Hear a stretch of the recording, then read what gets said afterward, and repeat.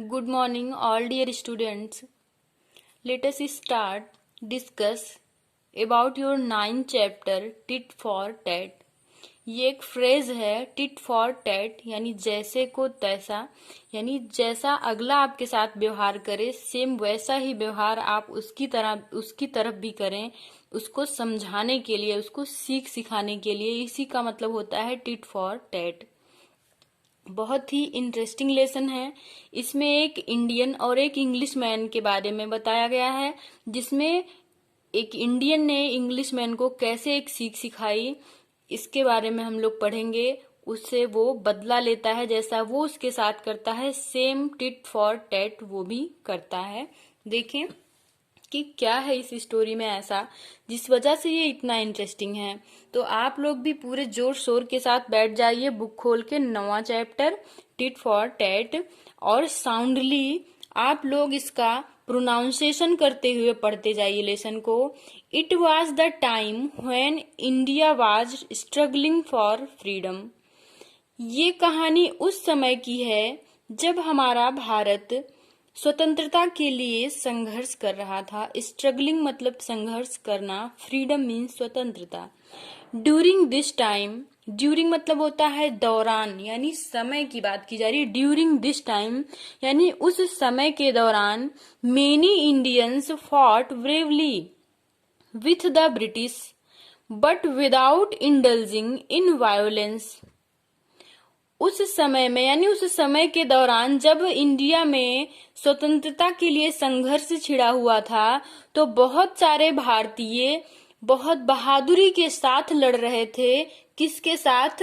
Britishers के साथ, यानी अंग्रेजों के साथ। लेकिन वो बिना हिंसा में इन्वॉल्व हुए, यानी हिंसा का सहारा न लेते हुए, वो अहिंसा के धर्म पर चलते हुए इस संघर्ष को लड़ रहे थे। Sir Ashutosh Mukherjee was one of them. Sir Ashutosh जो थे, वो आशुतोष मुखर्जी, ये भी उन्हीं में से एक भारतीय थे। वंस, एक बार की बात है, sir Ashutosh Mukherjee was travelling by train. Sir Ashutosh Mukherjee train से यात्रा कर रहे थे। ट्रेवलिंग मतलब यात्रा करना। The train was already at the platform. Train पहले से ही अपने प्लेटफॉर्म पर उपस्थित थी। Sir Ashutosh walked in hurriedly carrying his briefcase. और सर आशुतोष बहुत तेजी से चलते हुए जा रहे थे, अपने साथ अपना एक छोटा सा बक्सा लिए हुए। He waited till his friend, वो अपने मित्र की भी प्रतीक्षा कर रहे थे जो उनको सी ऑफ करने आने वाला था। Who had come to see him off, जो उनको प्लेटफॉर्म तक छोड़ने आने वाला था। ज्वाइंड हिम यानी वो दोनों एक साथ जाते हैं। The two then headed towards the first class compartment, और वे दोनों पहले डिब्बे में जाते हैं, यानी ट्रेन के पहले डिब्बे में पहुंचते हैं। कंपार्टमेंट मतलब होता है डिब्बा या बैठने का स्थान। Sir Ashutosh boarded the train. Sir Ashutosh train में सवार होते हैं। बोर्डेड मतलब होता है सवार होना। Placed the briefcase on the seat and sat by the window. अपने ब्राइफ केस को यानी छोटी अटैची को वो वहां पर रखते हैं सीट के पास, वहां पे रखते हैं। प्लेस्ड मतलब रखना। ऑन द सीट किस पर? सीट पर। And sat by the window, और खुद खिड़की यानी जो जंगला लगा हुआ है उसके पास बैठते हैं। While his friend stood outside, जबकि उनका मित्र बाहर खड़ा हुआ है, यानी ट्रेन से बाहर से ही वो उसको सी ऑफ कर रहा है। ही सेड, वो कहते हैं, you have the compartment all to yourself. कह रहे हैं कि ये पूरा जो डिब्बा है ट्रेन का, ये सिर्फ तुम्हारा है, क्योंकि उसमें केवल सर आशुतोष मुखर्जी ही बैठे हुए थे। तो उनके फ्रेंड को ये लग रहा है केवल यही अकेले ही हैं इस कंपार्टमेंट में। सर आशुतोष सेड, लेकिन सर आशुतोष ने क्या कहा? It would not be for long, कि ये बहुत ज्यादा समय तक नहीं रहने वाला है मेरा, यानी इसमें कोई और भी है। This compartment is for one, is for two, ये जो डिब्बा है ये 2 लोगों के लिए है, यानी एक तो मैं हूं, एक इसमें कोई और भी पैसेंजर है। आई थिंक, मैं सोच रहा हूं, at some station on the way I shall have a company. मैं ये सोच रहा हूँ कि या तो किसी दूसरे स्टेशन पर या फिर और कहीं रास्ते में मैं 1 से 2 हो जाऊंगा, यानी मुझे किसी का साथ मिल जाएगा। कंपनी मीन्स साथ। But I am not sure sorry, but I am not sure whether I have shared seats with Englishmen। कह रहा है कि लेकिन मैं इस बात से श्योर नहीं हूं, यानी इस बात पे मुझे यकीन नहीं है, निश्चित नहीं। श्योर मतलब निश्चित होना, कि मेरे सीट पे यानी कोई इंग्लिश मैन बैठेगा या फिर कोई इंडियन बैठेगा। They are proud put on airs and behave as if they are superior than we. क्या कह रहा है? द इंडियंस यानी आशुतोष मुखर्जी सोच रहे हैं कि ये इंग्लिश मैन जो होते हैं, यानी जो अंग्रेज होते हैं, ये थोड़े गर्वीले स्वभाव के होते हैं। पुट ऑन एयर्स यानी ये बहुत ही भौकाल मारते हैं। पुट ऑन एयर्स यानी हवा में बात करते हैं। And behave as if they are superior than we, और इस तरह से अपना बर्ताव करते हैं, उनका व्यवहार इस तरह से होता है कि जैसे वो भारतीयों से श्रेष्ठ हों। सुपीरियर मतलब श्रेष्ठ होना। How long will they have to have the power, और ये मतलब इस बात का उनको ये नहीं है कि वो कितनी देर तक अपने अंदर शक्ति रख पाते हैं, लेकिन तब भी वे ये प्राउड अपना दिखाते हैं। That depends on us on our refusal to take things lying down. That depends on us, यह हमारे ऊपर निर्भर करता है कि हम उनकी चीजों को कितना इनकार करते हैं। यानी कि उस समय अंग्रेजों की जो सामान थे उसका बहिष्कार चल रहा था, तो ये कहते हैं कि ये बात हम लोगों पे डिपेंड करता है कि हम कब तक उनकी चीजों का बहिष्कार करते हैं और कब तक उनका पावर इस तरह से बना रहता है। Sir Ashutosh went on speaking till the guard waived the green flag. Sir Ashutosh ऐसा बोलते ही रहते हैं तब तक गार्ड ने ग्रीन झंडी यानी हरी झंडी लहराई। वेव्ड मतलब लहराना, यानी वो सिंगल होता है कि ट्रेन अब चलने वाली है। ट्रेन चल जाती है। The engine started with a loud noise, और इंजन यानी ट्रेन की मशीन बहुत ही तेज आवाज के साथ, लाउड नॉइज मतलब तेज आवाज के साथ प्रारंभ होती है चलना। Sir Ashutosh shook hands with his friend, और सर आशुतोष अपने हाथ को हिलाते हैं। शूक मतलब हिलाना। विथ हिज फ्रेंड अपने फ्रेंड से यानी बाय करते हैं उनसे। The train moved slowly before picking up speed, और ट्रेन पहले धीरे धीरे चलती है, स्लोली चलती है, और उसके बाद वो अपनी गति को पकड़ती है। Sir Ashutosh took off his slippers pushed them under the seat. Sir Ashutosh ने अपने स्लीपर्स को यानी जो सैंडल चप्पल जो भी वो पहने हुए हैं उसको निकालते हैं और उसको पुश्ड मतलब ढकेल देना, सीट के नीचे थोड़ा सा अंदर ढकेल देते हैं। लीन्ड बैक, लीन्ड मतलब होता है झुक कर, यानी पीछे थोड़ा सा झुक कर बैठ जाते हैं। And began looking at the scenery outside, और बाहर के दृश्य को देखने लगते हैं। सीनरी मतलब दृश्य और आउटसाइड मतलब बाहर। The time passed by the sun was beginning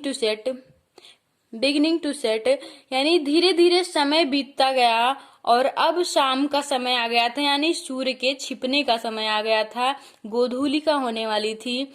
little stars peeped out and twinkled merrily in the night sky.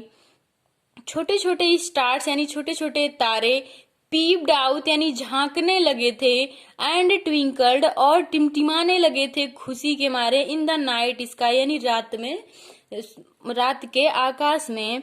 सून और शीघ्र ही noticed the green signal that gave the train the right to enter a station, और फिर उन्होंने इस बात का notice किया, नोटिस यानी ध्यान दिया कि फिर से हरा सिग्नल दिखाया जा रहा है, यानी हरे कलर का संकेत दिया जा रहा है कि ट्रेन कहीं और दूसरे स्टेशन पर पहुंचने वाली है।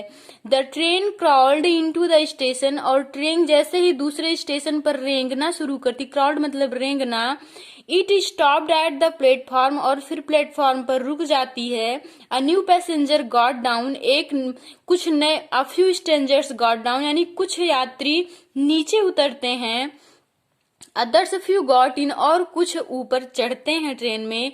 Sir Ashutosh heard the foot steps of someone near by, sir Ashutosh Mukherjee ने ये सुना कि कुछ पद चिन्हों की आवाज उन्हें, यानी पद पैरों की आवाज उनको सुनाई दे रही थी, पास से ही, नियर बाय यानी उनके नजदीक से ही आ रही थी। As he lifted his head, जैसे उन्होंने अपने सिर को उठाया, he saw an Englishman boarding the compartment, उन्होंने देखा कि अंग्रेज व्यक्ति एका करके उनके डिब्बे में सवार होता है। The English man was tall and stout, जो अंग्रेज व्यक्ति है वो लंबा और चुस्त दुरुस्त है। He looked angrily at sir Ashutosh, वह क्रोधित होकर के सर आशुतोष को देखता है। बाय हिज बिहेवियर, वो अपने बिहेवियर से यानी अपने स्वभाव से ही sir Ashutosh understood that this English man is not a friendly one, उनके बिहेवियर से यानी उसके हाव भाव से ही सर आशुतोष इस बात का पता लगा देते हैं, इस बात को समझ जाते हैं कि ये अंग्रेज व्यक्ति मित्रवत नहीं है, यानी ये फ्रेंडशिप करने लायक नहीं है। ही सेड टू हिमसेल्फ, उन्होंने स्वयं से कहा, हु केयर्स, यानी कौन ध्यान दे रहा है, यानी जाने दो, यानी वो मित्रता नहीं कर रहा है तो हमको इस बात से कोई फर्क नहीं पड़ रहा है, ऐसा सर आशुतोष खुद को दिलासा दे रहे हैं। He thought to retire for the night, retire मतलब सोने जाना, वे रात्रि में सोने जाने के लिए सोचने लगते हैं।